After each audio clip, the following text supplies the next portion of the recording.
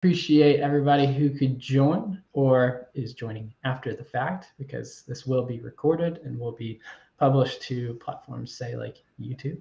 I'm Will Allred, one of the co-founders at Lavender. If you're not familiar, I'm here today with one of my favorite minds when it comes to email, Nate Nasralla.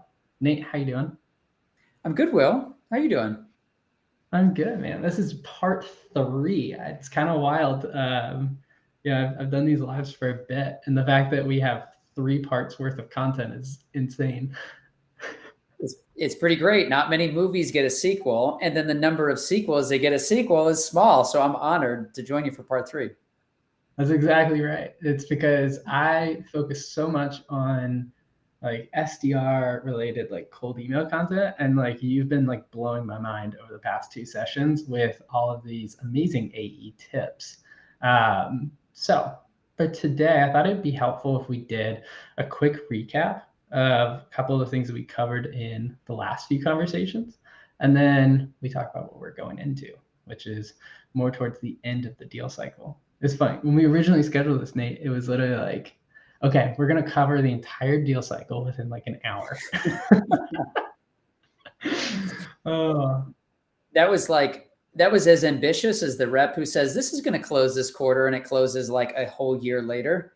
Like the optimism was there, just the forecast was a little off. So that's all right. I will say one thing before we go deeper.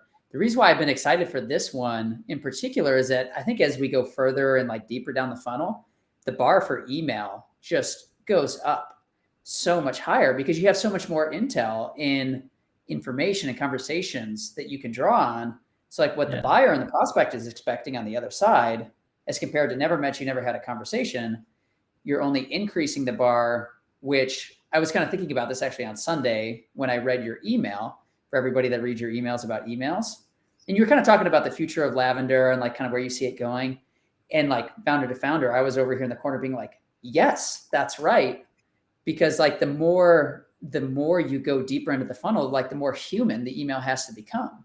And so you have to like teach people, not think and write for them with a machine. So anyway, I was like, Will just nailed it. That's it. And that's why I'm excited for today.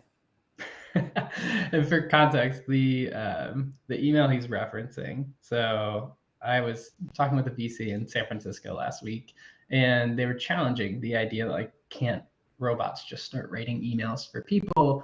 And there's a bunch of technical stuff that I got into, but the thing that really got me fired up was more philosophically about the entire deal cycle, which is if you take away the initial interaction, or really any interaction along the way, you're removing this key opportunity for a seller to think, right? Like good writing is just good thinking. And so that process of putting your ideas on paper, I still think is super important. So I appreciate that, man. That was a fun one to write. Yeah, well, I loved it. So if you're a robot in the audience, you can get out of here. If you're human, you can stick around, and then we'll get into it. Get on out, bots. So let me share my screen because I organized my notes from our last conversations as well as conversation for today. All right, let me while you pull it up, I'm going to get myself ready here. I need to do a quick wardrobe change. There we go. I love it. Okay, so go ahead. Oh, look at that! Look at that! Got my email wizard hat on. We've got the email wizard hat going strong. Let's pause real quick. Let's make sure everybody sees that. That's beautiful. Look at that lavender swag. I'm ready. That's amazing. Thank you for that. That's awesome. Okay, so recap, we'll go over the email frameworks as well as some of the methodology and thinking that you put forward when it comes to discovery calls, so the disco, and then demos, pre and post. That's how far we've gotten within the deal process. And what I think is fun about today is like a lot of people get to this point and then their deal dies. Right. It just like it falls off of a cliff. So like I'm super excited to jump into like some things that I thought were kind of common things that happen, like you get ghosted. There's an unexpected stakeholder that derails your deal. Mhm. Yeah, you have to like nurture them long term. How to think about that. Maybe the timing is just not right. Emailing and what it comes to like pricing negotiation, because I can tell you personally, like I'm not afraid to like send a price over email, but maybe Nate's about to tell me that's a terrible idea. Ours is on our website, so that's why I don't feel weird about it. But also just like thinking through like setting up the close, maybe hand off the CS, and yeah, if y'all in the chat have some other things that y'all want to hear about, I think it'd be cool as well. But those are like some key things I thought we could cover. All right, Nate, you want to jump into a quick recap? Let's do it. Sweet. Okay. So we got the disco to start us off. I included this lovely GIF of this guy. So I put down a couple of notes because I think it's key to understand like the goal behind these things so that you understand like really what we're trying to accomplish when it comes to putting these notes on paper. So Nate, I'm going to pass the disco ball over to you. When you're thinking about like the pre-disco, like the goal, what really is that for AEs? Yeah, so the label outcomes over agenda is one that Kyle Acey talks a lot about if you followed him, and I agree with it. And then I'm adding a spin on here in the practice, which is one, talk about what the buyer is going to leave with as a result, not how you're going to get there, which is the typical way to set it up. So talk about what they get at the end and why that's different from what they might expect or they'll find elsewhere. So just kind of drop a little taster, an appetizer to say, hey, most people might think about forecasting or whatever the subject is, writing emails in this way. But one thing I'm looking forward to sharing is this. And that gets them in the mindset of, okay, this is going to be worth the time, because really the goal here is to get them to show up and show up excitedly for that conversation. Yeah. And I think about like no shows on those demo calls or discovery calls. This right here is just like an easy way to put some fuel in the fire to get them excited for it. Yep. Right. And then, of course, I included this little note here. When we were talking about this in our session, I was like, be sure to put your company name within that subject line, because once you've gotten past the cold email filter, you don't want to have to re-establish yourself on the other side of that cold email filter, especially post handoff when your particular name is not going to be as familiar. I agree. Okay, disco.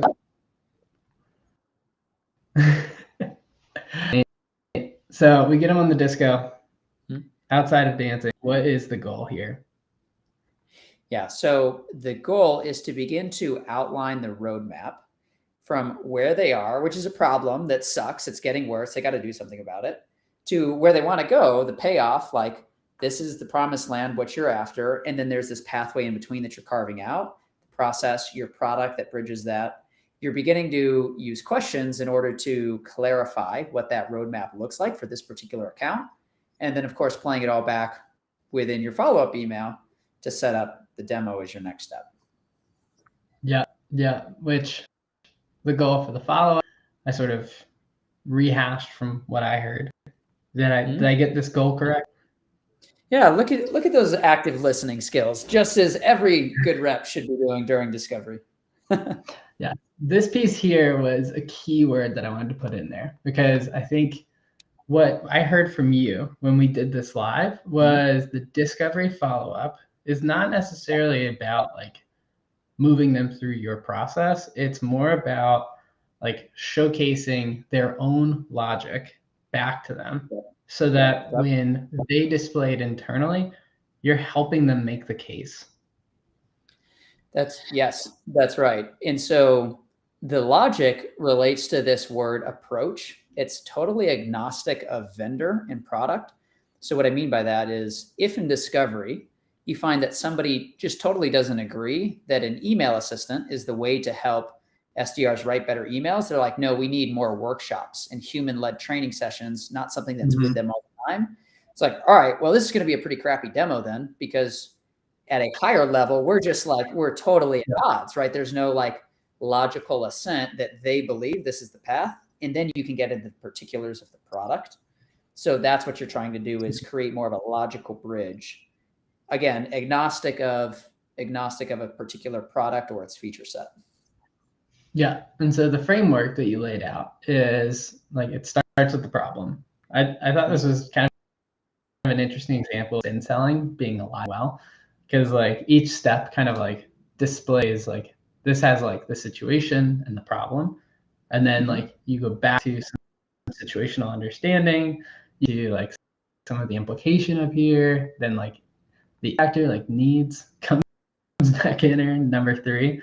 I thought it was like a clever like moving around of like, you know, what traditional spin selling would get you from an understanding. Yeah, that's right. Yeah, I don't think spin selling in the current generation gets the credit that it's due. It's looked at as kind of like a dinosaur, but particularly the situation piece of the framework, I think, is really relevant. So I'm with you.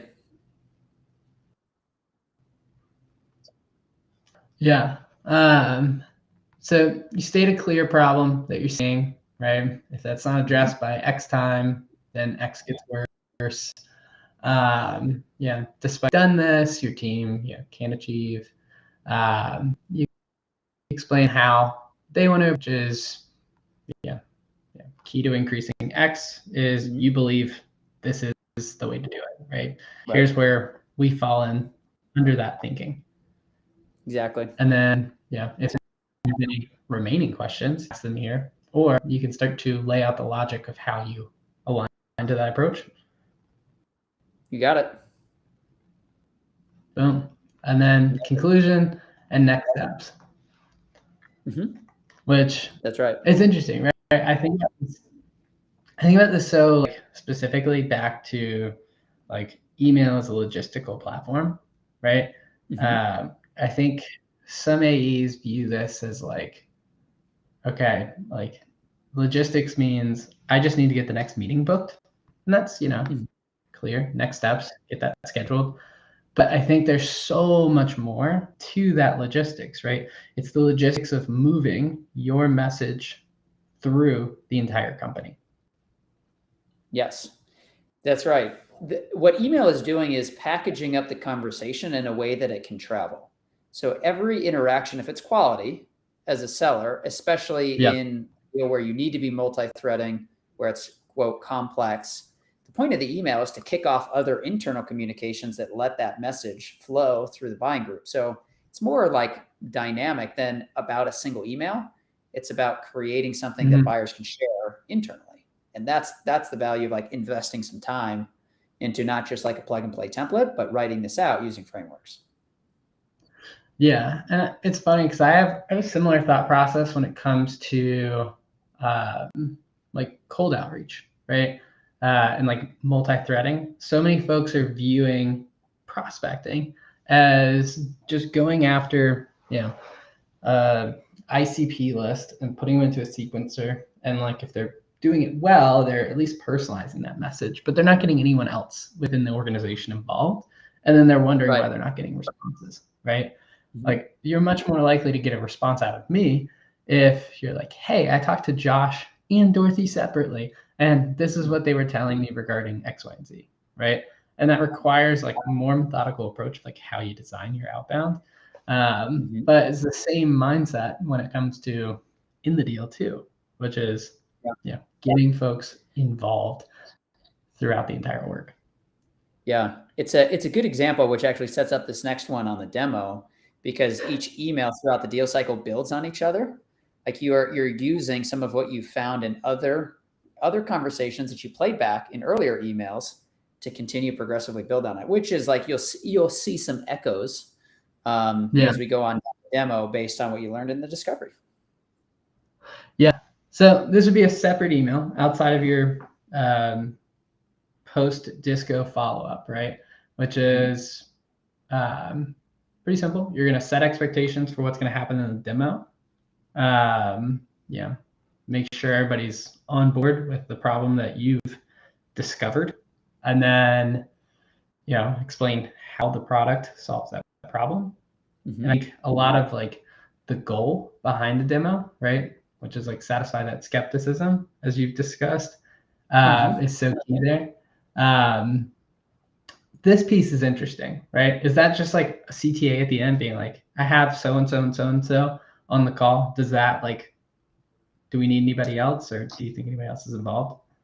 Yeah, exactly. The earlier you can expand your reach into the buying circle, the better. Yeah. Especially if, let's say, you need marketing ops there, right? Because a big piece of making your product work is making sure that they have data stored, warehoused in the appropriate way. That's a perspective that you desperately need in the conversation. And if they're not there, point it out before, right? Make sure that they're part of the first conversations early on. So that's the goal of that, is like, think about everybody who will need to weigh in on a deal in order for it to close. Make sure they're there from as early as possible. It's a good way to think about it. And so the demo itself, I think one of the things that kind of blew talking to you is this idea of like, show them the least amount of features possible in order to satisfy the problem. Exactly. I'm curious, like how did you come through with that? Because it's funny, I was literally on a demo today and I was like, I don't need to see that feature, thank you. Yeah. Well, there are kind of two takes on it. One, if you really understand the job of the person that you're selling to, you should be able to identify like the 1 to 2 workflows that they spend the majority of their week in, right? So if they spend 80% of their week interacting with one thing, then 80% of the demo should be focused on that one thing, right? Everything else is largely noise because it's a fraction of their job, number one. And then number two, the idea of a demo is, what are you trying to do? Prove that you can do what you say you'll do. And the faster you can remove that doubt, the more effective your demo is. Ergo, the shorter the demo, the less amount of time you need to spend on the product. Hey, you're doing your job.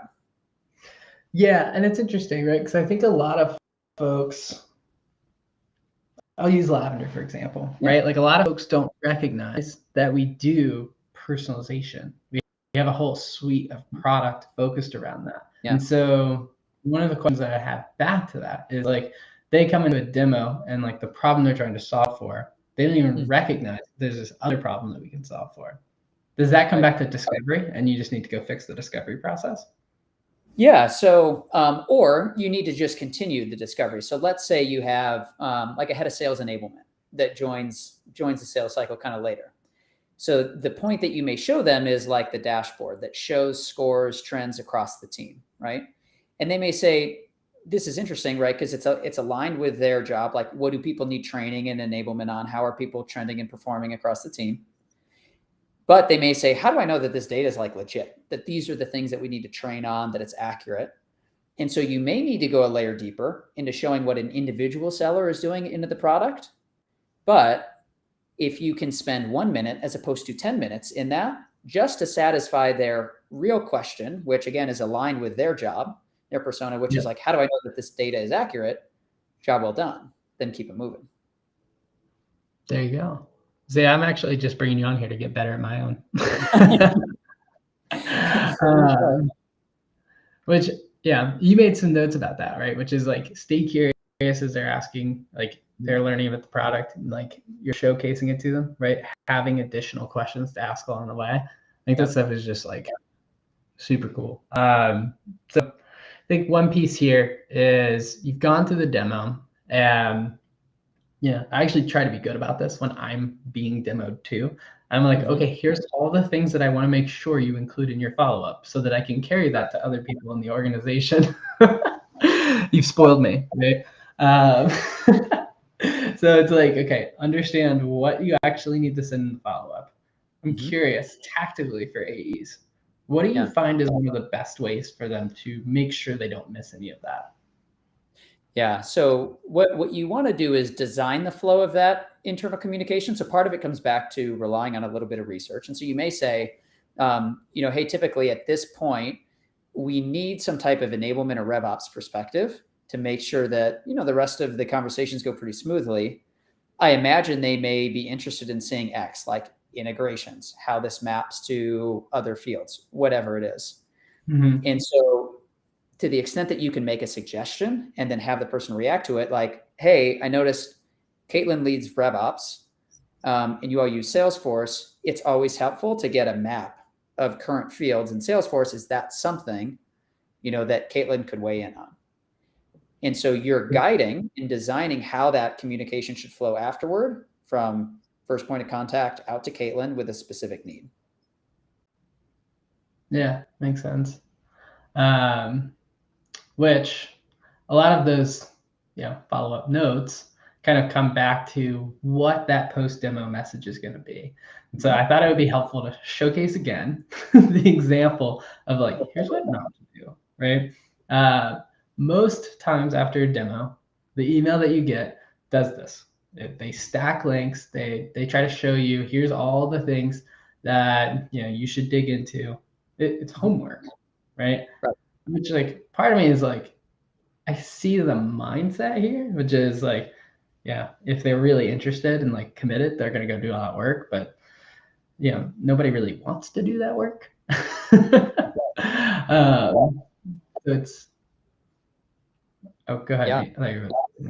Well, I was just going to add, like, you are diluting the key point that you need to get across. Like, the more you begin to stack up, the harder it is to dig through and find like the thing that I need to go tell somebody else about internally. So you're exactly right. And don't dilute the message and make them find it in the stack of links. Yeah. Well, it's interesting. I actually mentioned the demo I got earlier. I just got the email. And it's actually pretty good. I think one of the things that I did to help make sure that was the case was I said, hey, please like send me the following things. Like I was like adamant about what they send. Because it's like I didn't want this to land in my inbox. But it's wild. I still get this all the time, even knowing that like I state with every demo I get, please don't want this. And that's going to be the minority of cases. Like most buyers won't be that prescriptive to help the sale move forward internally, especially in an outbound environment where at this point they're still kind of like, do I put a lot of time and effort into this? So job of the seller. Well, I think a big piece of that, right, is the buyer doesn't really know how to buy. And so they sit there and they're like, okay, that's cool information. What do I need to do with that? Right? Like we've been talking to a couple of marketing agencies about taking work off our plate. And I've now just started asking the question, like, how do folks typically use you? Because like what I've figured out is like, I have no idea what questions I should be asking as a buyer. Yeah. Good example. Yeah. So, okay. I made a note of this, which is this email when your link stack. Can you give a quick like synopsis on the weird test? Yeah. So it relates to this idea that like the bar raises for a good email the further down the funnel that you go. The weird test is saying, would it be totally weird if a different account ended up getting the email that you are writing to this account? And if it wouldn't be weird, then it's too impersonal. You need to go back and invest a little bit more effort and energy into it. So again, if it would be like totally strange and odd for somebody else to get this email, you're doing it right. Yeah, I love that. And then you put together this Mad Libs framework, and it's probably one of my favorite things because it just like it hits so many nails in the head. Reframing the problems that you've heard, describing the logical approach. It's very similar in a lot of ways to your post-disco email, which as a founder, we both know, like you tend to repeat yourself a lot because a lot of being a founder is being in sales. Do you want to do a quick like walkthrough on this, and then we can move into what happens after into the void?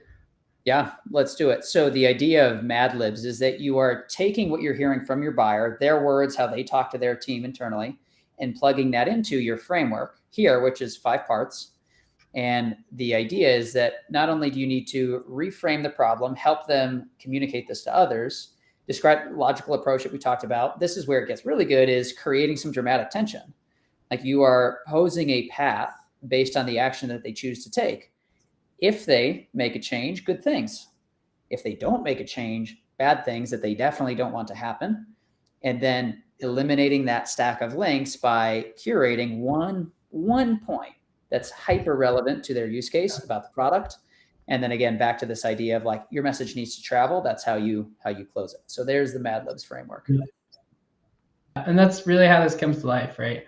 So that how product creates on said good, you have it right here, right? Where it's like you're not link stacking, you're being hyper specific with where that link comes in.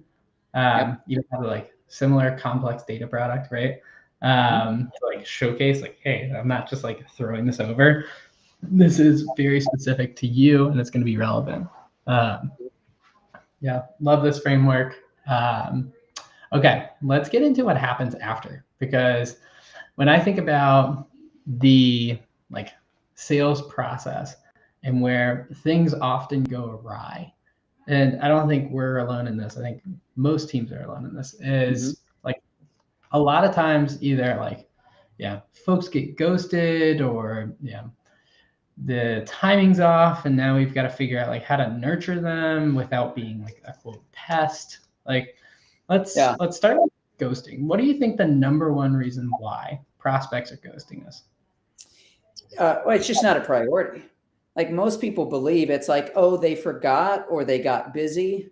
It's like, even when you're busy, you make time for the things that are important. That's the first thing that you do, especially when you're strapped for time and energy.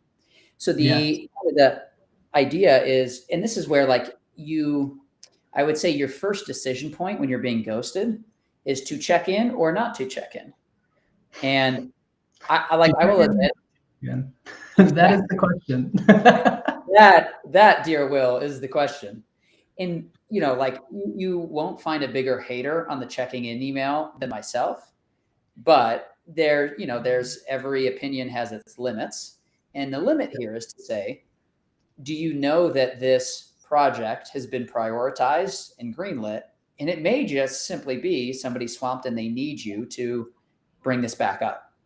And oftentimes that relates to, and it kind of falls along this outbound inbound line.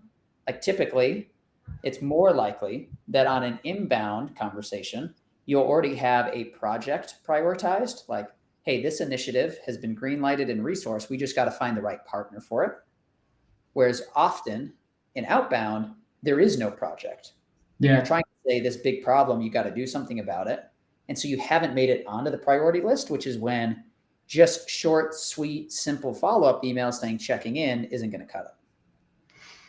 Got it. Which makes sense, right? I think of that as like the checking in email. I'm always like, how do I do this without making it absolutely miserable for everybody involved, right? Because like I'm anxious when I send it, they read it and they're just like, okay, this person's just checking in. Are there ways that you approach that email a little bit differently? Yes. And this was like months ago. We collabed on one email called the idea email that you helped me with some rewrite on. And I love the way it turned out. So and that's the framework that we'll go into is the idea email. And the point of it is to help your buyer get their job done, something that is already top of mind and a priority for them, and aligning yourself with that. Because that's essentially like when you're sending a checking in email as a sales rep, that's what you're trying to do is like you're trying to get your job done. Like, okay, I had a task to follow up at this date, keep the deal moving. So it's the same type thing. So we can go through the tenets of the idea email, but the premise is just that align with a current priority the buyer is already focused on and spending time on. So, okay, the idea email, jog my memory. How does this go? So, so let's go through like the points of it, and then we can go back and like put some language on it. Perfect. So first thing that you want to do is recall a past discussion topic. Could be problem language. It could be more project or initiative oriented, but you're doing a recall. Second is you're aligning that with an idea, a tool, or a resource, like something that relates. Third, you're confirming that that's still a priority. Like this goes back to the point that you always make around unsure tones over like assumptive tones. It's not something that goes away after the top of the funnel, continues on. And then you are previewing, that tool or that idea, and then closing with a conversation. Because that's ultimately what you're trying to do is like reply yes, but at this point in the sales cycle, a conversation is even more valuable. So those are kind of the 5 pieces to the idea email framework. Yeah, and so from a result, you're looking for a response, obviously, but is the response for on a calendar, or is the response you're looking for just confirmation that you haven't really gotten deprioritized?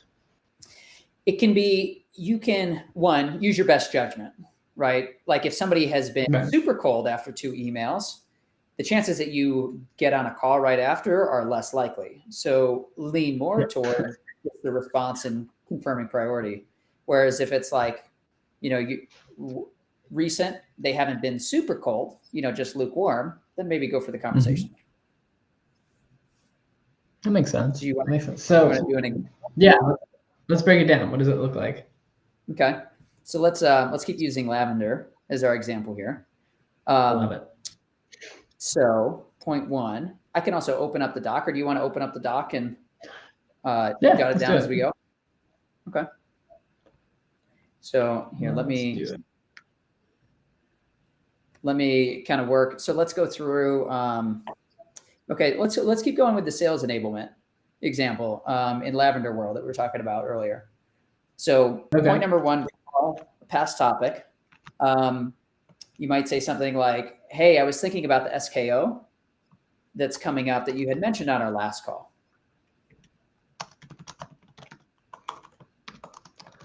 Mentioned on our last call. Yep. And, you could vary it like, hey, last time we spoke, this was a big focus. So here's part 2 where you align it with some type of tool or idea. I was just doing a training session for SDRs of London, which I know you were. And pitch you can say, hey, I had an idea for you.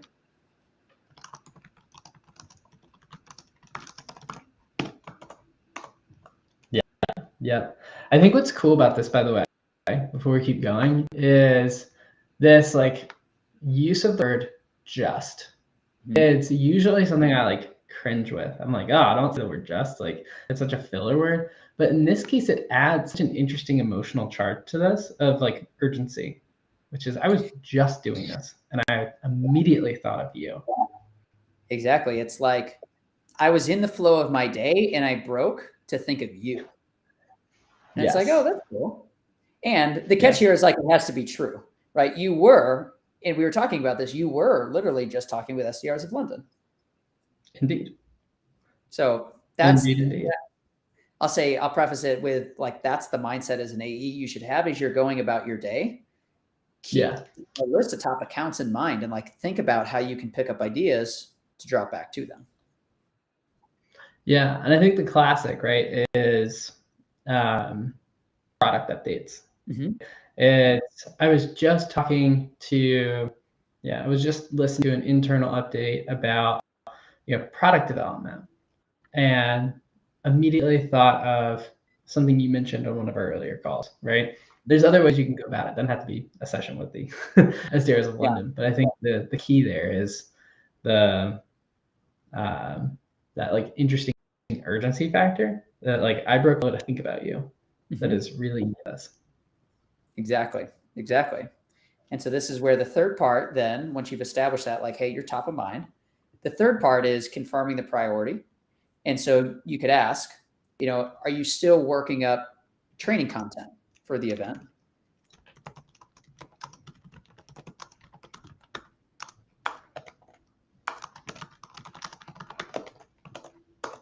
Yeah. And then here's where I like to preview what you're talking about, because it shows like, hey, when we get on this call, like you're going to get something good here. And so you might link, for example, like this doc or maybe another training doc of like, if so, had some thoughts on how we could adjust this content to work for you, or we could rebrand this for your training. Basically, like I'm doing your job for you. Like I'm giving you training content for this SKO that you're planning. Yeah. So I'm Southern, so I'd say y'all. But the like lineup here is kind of perfect, right? I think one of the things you call out here is like actually hyperlinking. So many folks will be like, I have this thing I can send you. And like, they're bluffing. They haven't put it actually together. Yeah, it's like, yeah, give them some proof, give them a little taste of it. Yeah. But it's something that you can do together, is the spirit of the email. So even if you're giving away, this content, the whole point is like, we're going to make it even better for you together. Yeah. So it starts with the recall from last call, then moves into catalyst for reaching out, and then it's confirmation of priority, followed by preview the idea. Yeah, proof. I like that word. Yeah. Yeah, so sort of like proof of catalyst and then preview of idea. So like if it's a product update, maybe it's like a screenshot. Yeah. Or exactly. Even like a Loom video. That would be another way to do this. Or a video. You're using actually. And the only nuance that I would throw in there when it comes to product, the question is this something that will move them forward today before they buy? Or is this something where all of the value is gated and tied up after the point of purchase? And the effectiveness of this email is on the former. So if it's something where it's like, hey, so every Lavender user gets a bunch of data on email effectiveness. Now, you also had a post last week sharing about some principles from all of that email data. And so like, you could share a snapshot of the new and improved, dashboard that you created. Good, better, say, and in addition, I had some thoughts on how to walk through the top 5 takeaways from all Lavender users. Bullet them out. Let's talk about it. So think about when they can use and implement it, get my job done today or later after I buy. That's such an interesting way to look at it, because I've seen it done to me, and I've probably done this to others where I'm like, check out this new thing, because we're always building stuff, right? You get this too. And so you're like, you mentioned this on our call and we didn't have it. Now we have it, right? But it's something that they can't enjoy until after they've actually bought. That's such a like and like as a seller, you do that and you're like, haha, I'm so clever. But the buyer's like, cool, they still have to go through the buying process. Exactly. So stepping back, like you're in the buyer's shoes, if I hear like 3 points that my SDRs need to change immediately that I got from all of this data, during tomorrow morning stand-up, I now have something that can help me help my SDRs. Amazing. And after you help me with that, I'm going to be so much more receptive to be like, hey, Will, while we're here, like, could you just show me that product that you mentioned? Like, happy to spend some time looking at it. Yeah, I like this. I've actually got a framework that I've used in sequences for follow-up. I think follows along a lot of these same principles. So it's I picked it up from Christina Fenseth. And I'm trying to remember. Oh, it's like a neutral third party. That's sort of like how she references it. And so what you're going to do is, so in your example, Nate, was something that I wrote, something that I did. And so it's naturally biased.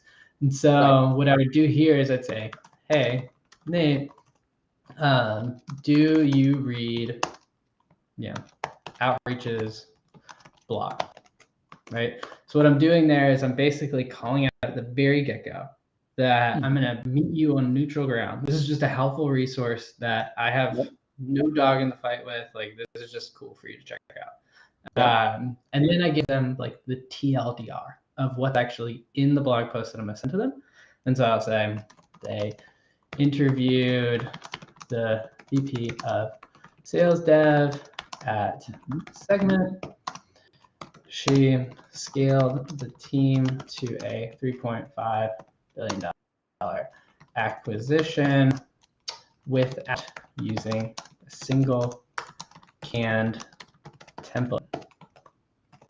Given you're on outreach and you're hiring right now, this would be interesting. Yeah. And then you just put in the link, right? And so what you're doing with this framework is like, I'm giving the reason why I thought you'd find it interesting, and then I give you the link. So at least you know that I was being thoughtful. It wasn't just like a freaking like firebomb that I sought over. Right. And you can move these things around. You could say like, hey, given the team's on outreach, and I know you've been hiring so aggressively right now, I thought you'd find this interview really interesting. And then I could talk about like, wasn't sure if you read Outreach's blog. Like, so you move these pieces around, but like the point is kind of the same of what you were getting at, which is it's a different way of doing a bump. Right. Well, I like the order as it is now. And I think it's more effective that way because you're starting with the neutral ground. Whereas like if you lead with given you're on outreach, it gives me some vibes of like per my last email, I really love how you've ordered it. And this was particularly effective. So prior to founding Fluent, I was leading a team that was selling into innovation organizations at Fortune 500 companies. And the worst fear for an innovation leader was that they missed something out in the market that was an insight, a tip to help them get ahead of launching a business line, moving into a new market segment. And so literally part of their job was just reading volumes of information to try to absorb all of this. And so this one, and kind of think about like, what's the profile of the person that you're selling to? Often the further up you go in the organization, the more they're looking outward, not down at their desk. They're looking outward and saying, what do I need to know that I might miss and could cost the company something? And so like, I love it because that is literally part of the job of an executive. I love that. And the order actually, it's back to Christina Fensa. So all credit. She taught me this one, which was, she was like, no, you put the like outreaches blog at the top very intentionally, which is you're basically stating like up front, like, hey, this is neutral. And like the purpose of the email is very like clearly defined. Right. Yeah. If you start pitching at the bottom, like you've neutralized any sort of hope of this ever being effective, but like super simple. Exactly. I like it. I like it. But it's cool because it reminds me of like your post up here, right? Which is you're getting back to this like catalyst for reaching out. In the middle of my day, I thought of you when I saw this. So it's cool. I wonder if there's like a hybrid in between where I could be like, hey, I was thinking about the SKO you mentioned on the last call. Curious, have you seen this? And then, this is interesting because I could be like, hey, so you met the SKO you mentioned on your last call. I was reading this blog from Outreach, in parentheses. Or maybe I just say, not sure if you check out their blog much. Are you still working on training content for the event? If so, had some ideas for how we could, introduce some new ways of thinking about email. Check out. It's like you could train your team to scale up without any can templates, just like the VP of Sales Dev at Segment did, growing to like 3.5 billion in revenue. Mm-hmm.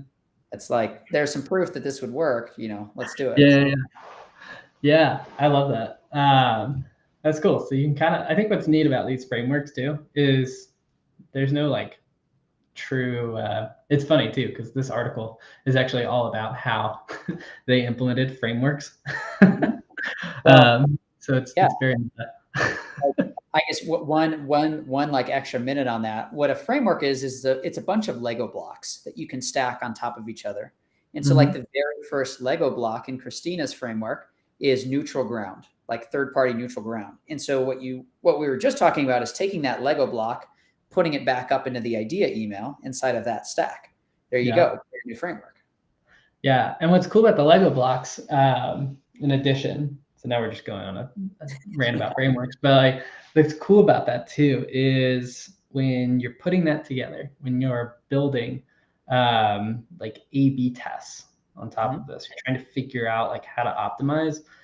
What's great about knowing the framework underlying is you can actually thoughtfully like put together experiments and really know what you're testing. It's not like, oh, I referred to our product as a platform versus a tool, And like, I'm going to learn so much from that. You're not going to learn anything from that, right? What you Right. are going to learn from is like, okay, when I tie this observation back to this problem, I understand something more effectively. Or yeah, when I start the email by starting on neutral ground versus like, hey, I was thinking about you. Like, I tend to get better results. Right. Yeah, I totally agree. It's a great point. Yeah. Okay. So we've hit on a couple like bump emails that we can use when folks are ghosting us. What do we do after this? Like, okay, we've bumped them. We thought this was like super effective. Do we like follow and be like, hey, is this still top of mind? Is at that point, are you like, do you send a couple emails and then stop chasing? What's the thought process there? Yeah, a little bit of it, it's like most things, it depends. Let me give you some of the like nuances to consider. So if you're an enterprise rep with 50 named accounts and that's your entire universe, like, no, you don't stop chasing them, but you do maybe switch directions inside of the organization. And you use some of the intel and the content that you built up in these emails to go try to engage with other people. Now, if you are working, 5K real transactional, fast moving SMB deals, and they are inbound, then you may drop a question to be like, hey, my sense is from what I read, like, hey, read your last LinkedIn post. Looks like you guys are prioritizing some new product work, not this project. So my assumption is now is not the right time. Let me know if I'm misreading that, and happy to chat again. Otherwise, also happy to let you go heads down and focus. Right. And so you need to adapt it to your own situation. Yeah. So that's interesting. I think part of that is like who you're going after. This is a big piece I heard, right? Yep. So you don't have many others to go after. So you're like, this deal actually really does matter. That's something I always like emphasize with reps when they're saying like, I really have to close this deal. I'm like, is that because you have like 10 accounts that you manage, or is it because like you haven't been prospecting?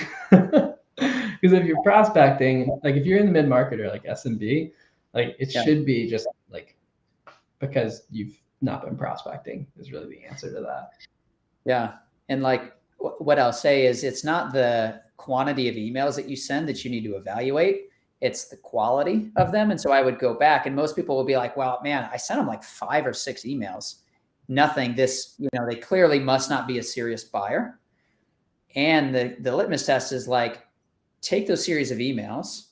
If you were to talk to a friendly customer, right? Somebody who knows the buyer's mindset because they were a buyer, somebody that would give you honest feedback, and they looked at those and they're like, man, good writing. Like, these are super personable and great job. Then you feel good about saying, all right, time to move on. But it's this idea of just like taking a little bit of a hard look in the mirror to say, like, would I actually want to respond to these as well? Or was I just firing out missiles to say, hey, you get your task items done. Yeah. It's funny too, because like I think, sort of a counter to what you're saying is like a lot of buyers don't necessarily realize what they reply to in the inbox. I think to some degree, right? They're like, oh, that's personal, that's thoughtful, but like they see some of these like shorter emails that like the data is showing work really well, and they're like, there's not enough context. I would never reply to that. And you're like, well, the data says you're absolutely wrong. The data says that I got you very curious, and now you're going to reply back to me, and now we have a conversation going. Right. And again, like that's why the theme of the day, the bar raises and elevates, because you should know this person's personality and style from some conversations. Oh, when you totally. hit the point of the sales cycle. Oh yeah, like if you're deep in the sales cycle and you're still sending long emails to my co-founder, oh bless you, you're not getting the deal. Well, there you go. Yeah, exactly right.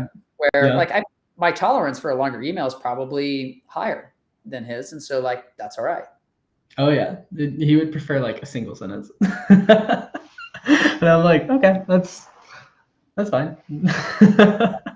That's fine. Yeah. Okay. So I feel like we've covered ghosting a good bit here. Want to make sure we cover some other ideas, which would be one, like the unexpected stakeholder that gets brought up. And like you've done your work, you've asked your questions, and then all of a sudden, like Brittany from sales enablement is involved. And you're like, who is this person? Yeah. When did they get involved? Now, why did they have a say in this, right? How do you manage those scenarios? Yeah. So the first thing that you got to realize is that where this buying contact is all the way back at the start of the process. It doesn't relate to the stage in your CRM pipeline, which means that you have to go all the way back to two basic things that you need to understand about every contact in a deal, which is what are their priorities and what are their incentives? What are the things that they're already spending time on? And then how are they evaluated and measured? And that's the first question is for this person, Brittany, joining into the sales cycle, can you label those two things as she would say they are her priorities and her incentives? And if not, that's discovery. You need to dig in deeper and try to figure out like, one, like what's her interest in the deal based on those things. And then, you're kind of back to square one in a way. Yeah. So part of my thinking on that is like, if somebody brings up a net new stakeholder later in the game, my immediate response is, okay, cool. I'm going to go set up a phone call with them to get to know them. Would that be your approach? Maybe. What I would want to do first is like, if you have a solid champion already committed in the deal, and it's a good sign too, to figure out if you do have a good champion, you might say something like, hey, saw Brittany jumped onto the invite at the last minute. Awesome. Thanks so much for inviting them. Out of curiosity, what's their interest? Is there anything that I should make sure we cover? Try to get a little bit of intel, try to get some, background. If not, maybe what you could do is say, hey, Brittany, here's a recap that, let's say Dorothy's your champion. Dorothy and I were building out, summarizing, if it's helpful, maybe we could do like a quick 10-minute call, walk through it. That way, everybody's just level set before this conversation. What do you think? Yeah. I think that's, man, you crush these things. But like back to that point, right? It's you're kind of challenging your champion to be the champion for you. Right. And so you get a real feel really quickly how big of a priority this is for your supposed champion. Because if they're not going to push that bar for you, I think part of the assumption could be like, maybe it's not as big of a problem as I thought it was. Yeah. Yes, exactly. And if you don't have that like insider's look, because your champion really isn't playing the role of a true champion, then you're kind of back to what you would do all the way at the top of the funnel. It's like, hey, notice you lead the RevOps team. Usually RevOps directors that I meet with are asking one of these two questions, wondering if that's also part of what you're looking to understand and see from the call on Wednesday, or if maybe there's another thing that's top of mind. And so again, you're going all the way back up to your discovery. Yeah, makes total sense. Okay, so we've crushed the stakeholders. Timing's off, and we kind of have to nurture them. What about this? Do you want to do pricing? Because we started to talk about that earlier, and you're like, I'll put pricing in an email. I got no problem with it. And nurture probably hit pretty quick, like right at the end, because it relates more to the ghosting. I think of them as pretty similar. So what do you think about pricing? Yeah, let's do it. Okay. Pricing. How are you going to manage it? So I guess the first question that I would ask. Let's start with, say, what's the biggest mistake you see when it comes to pricing negotiation and email? Negotiating an email, I guess would be the one. And, understand my context. Like I'm coming from larger deal values that are more complex. So the litmus test here is to say like, is it okay to negotiate an email or put price in email? Is like, do they already know your price? Right? Like I can go to Lavender's website and I can see it. So it's a different ballgame. Right. It'd be awkward if I was like giving them a net new price. Yeah. Or you're like, hey, we really need to have a conversation to talk about this. Right. So that's number one. Number two, you haven't created, I don't know, call it like the soil, fertile soil for a good conversation. And what that looks like is two parts. One, you need to make sure very early on that they understand the drivers of your pricing model. Like, is there a software plus a services component? Is it based on usage or headcount? Is it, so what drives it? Number one. And then two, like what's the full scope? And this is a big mistake, is trying to talk about price before locking down scope, because scope is based on needs. Price is a statement of value, and those are different things. Like you need what you need. And then what you're willing to pay for that's a separate discussion. So scope is needed before price can be discussed. Yep. That's interesting. That's a good way to like too, because I don't think people think about scope too often as a topic. They think about just like here's what the price is and like here's what's included at that price point, right? There's like the feature list, and then like those features get priced at X. Right.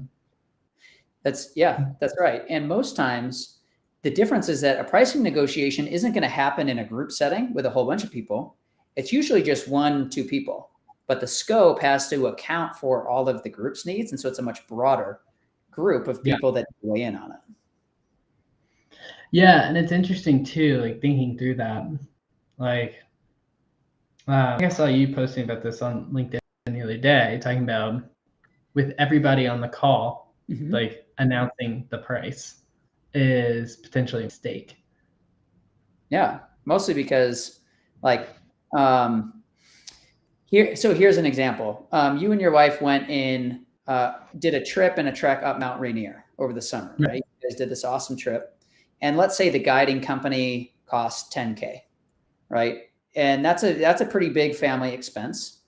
Now, you and your wife need to make that call. Like, is it worth it? Do we actually need a guide? Could we do it solo? Right? Now, let's say your next door neighbor and your cousin and the person who like watches your pets when you're out of town are there. It's like, the person that watches your pets may need to be aware of the trip. Your neighbor may need to check on the house while you're gone, but do they need to make a call on the budget? Not really. Right.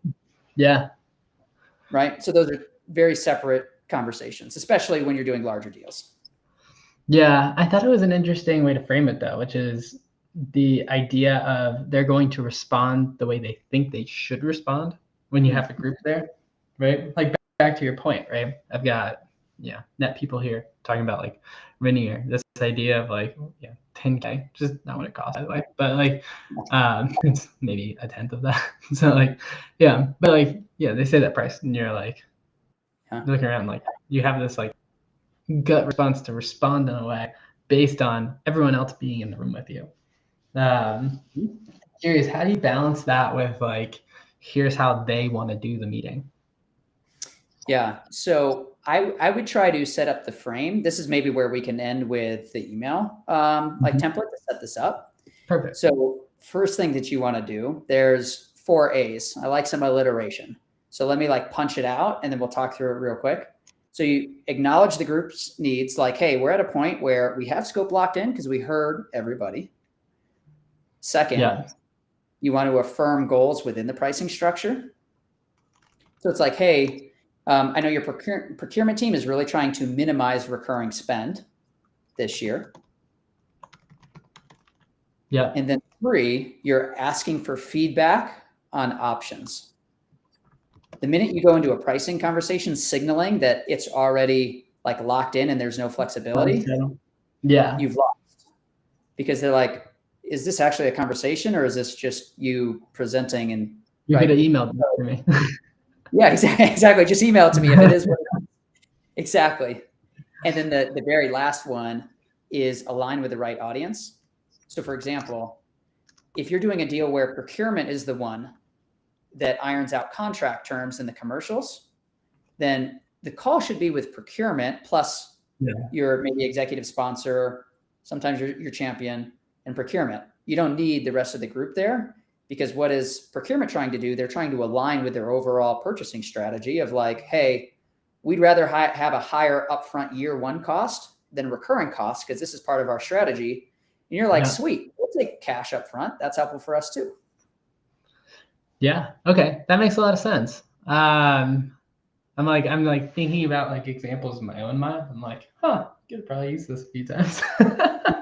This is good. Well, Nate, per usual, a great session, some great notes for AEs in the audience. I hope y'all are listening in.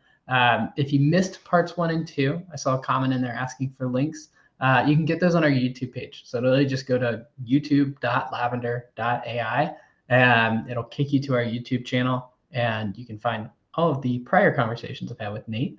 But you can also find this conversation where we recapped those conversations, and then we went down the funnel even further into what happens after the fact. Nate, any other parting words of wisdom we want to share as we go? I would just say the further down the funnel you go, the more that the bar raises. So think about the frameworks, the Lego blocks, and it's okay to spend what most people would consider an unreasonable amount of time writing an email at the bottom of the funnel. You'll see the return. 100%. I think that is absolutely true, because if you're looking at all the conversions that have had to happen, to put it at risk with a bad email is kind of short-sighted. I agree. Well, hey man, thank you for having me back. Always a fun time. So thank you. Round 3, man. This is great. Appreciate it. And thanks everybody who joined live or via the recording after the fact. Thanks, y'all.